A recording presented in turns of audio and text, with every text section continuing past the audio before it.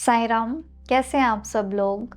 तो आज मैं आपके पास मेरी एक पेशेंट है मिसेस मोनिका, तो उनका एक लाइव अनुभव जो साईं बाबा के साथ उनका हुआ है, मैं उसके बारे में आज बात करती हूँ।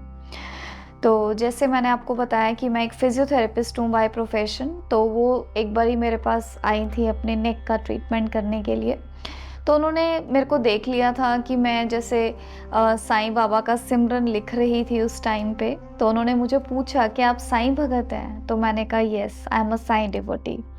तो उन्होंने मुझे बोला कि मैं खुद भी एक साईं डिवोटी हूँ और जब भी आप किसी साईं डिवोटी से मिलते हैं तो ऑफ़ कोर्स आपको बहुत अच्छा लगता है, क्योंकि आप बाबा की आपस में जब बातचीत एक्सचेंज करते हैं तो आपको यू फ़ील सो नाइस। तो उन्होंने मुझे खुद ही बोला कि कहते कि मेरे लाइफ के एक ऐसा अनुभव है जो मैं आपको सुनाना चाहती हूँ। तो ये तब की बात है कि उन्होंने मुझे बोला कि उनकी जैसे अभी नई शादी हुई थी उनकी, तो वो बोल रही थी कि उन्होंने अपने डायमंड के इयररिंग्स थे उनके, तो उन्होंने वो अपने पर्स में रख दिए। पर्स में रख दिए तो उस पर्स में उनके पैसे भी थे, तो डायमंड के इयररिंग्स रख के वो भूल गई। तो 2-3 दिन बाद उनके दिमाग में आया कि मैं अपने ना उस पर्स को साफ़ कर लेती हूँ।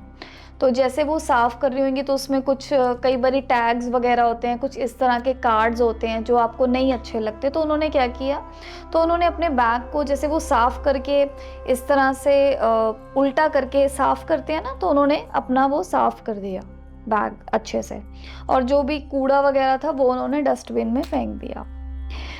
चलो जी, उन्होंने ये बात हो गई तो वो भूल गई, उन्हें लगा कि चलो मैंने अब अपना बैग साफ़ कर दिया है तो ठीक है, अब क्लियर हो गया। तो उसी रात जिस दिन वो सो रही थी तो उनके दिमाग में एकदम से आधी रात को थॉट स्ट्राइक किया कि मैंने तो अपने डायमंड के इयररिंग्स उस पर्स में रखे हुए थे, ये मैंने क्या किया है? तो वो घबरा गई एकदम से, तो घबराहट में उन्होंने अपने घर पे भी किसी को नहीं बताया। तो क्योंकि अगर आप डेफ़िनेटली डायमंड के इयररिंग्स पर्स में रख रहे हो और आपको भूल गया है और फिर आप उसको एकदम से क्लियर कर रहे हो बैग को, डाँट तो पिटनी थी। तो फिर उन्होंने एकदम से पर्स को दोबारा से चेक किया और उनको लगा कि डायमंड के इयररिंग्स हैं नहीं है। तो of course and this is quite natural कि अपसेट तो होना ही था फिर कि अब मैं क्या कर सकती हूँ। तो वो चुप रहीं 2 दिन उन्होंने किसी से बात नहीं की, मन उदास रहा। फिर एकदम से उन्हें याद में आया कि मैं बाबा से बात करती हूँ। तो उन्होंने इस तरह से वो अपने साईं बाबा के अपने जो उन्होंने घर पे मंदिर बनाया हुआ है, तो वो बाबा के पास जाती हैं, बड़ी सहमी हुई होती हैं और माफ़ीदान माँगती हैं कि बाबा ये मेरे से बहुत ज़्यादा एक गलती हो गई है, मेरी ये केयरलेस थी मिस्टेक, आप प्लीज़ प्लीज़ मेरे डायमंड के इयररिंग्स प्लीज़ मुझे वापस दिला दीजिए, प्लीज़ मुझे आप वापस दिला दीजिए। तो ये बात कही उन्होंने बाबा से। तो उन्होंने मुझे खुद बताया है कि 1 हफ़्ते बाद क्या होता है कि उनके घर के बाहर जैसे जो स्टेयर्स होती हैं ना, स्टेयर्स वो रूफ़ की तरफ जा रही होती हैं। उन्होंने मुझे बोला पूरे 1 हफ़्ते के बाद एक स्टेयर के ऊपर उनका डायमंड का इयररिंग एक पड़ा हुआ था, दूसरी स्टेयर के ऊपर साथ में डायमंड का इयररिंग उनका दूसरा पड़ा हुआ था। तो जैसे ही वो स्टेयर्स पे चढ़ने लगी, उन्हें लगा कि उनके पैर पे कुछ काट रहा है, कुछ फँस के, जब उन्होंने देखा and she was so surprised. तो इस तरह से उन्होंने मुझे बताया कि उन्हें उनके डायमंड के इयररिंग्स उन्हें किस तरह से बाबा ने वापस दिए हैं।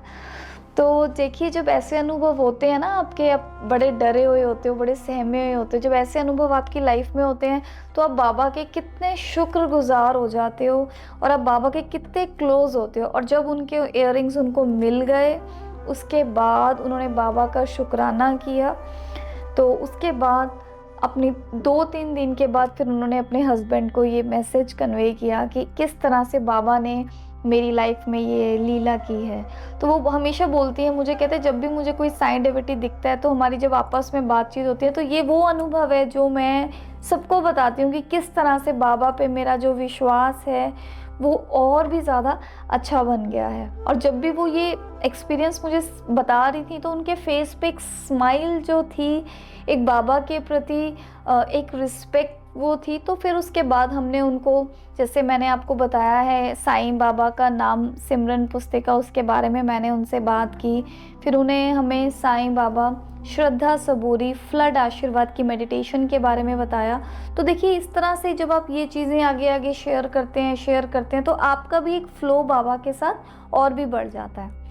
तो मैं उम्मीद करती हूँ कि ये अनुभव आप सबकी ज़िंदगी में और भी हुए होंगे। तो अगर आपका भी कोई इस तरह से अनुभव है तो आप मुझे नीचे कमेंट सेक्शन पे बता सकते हैं, तो हम आपको भी आपका अनुभव भी सुनाएंगे।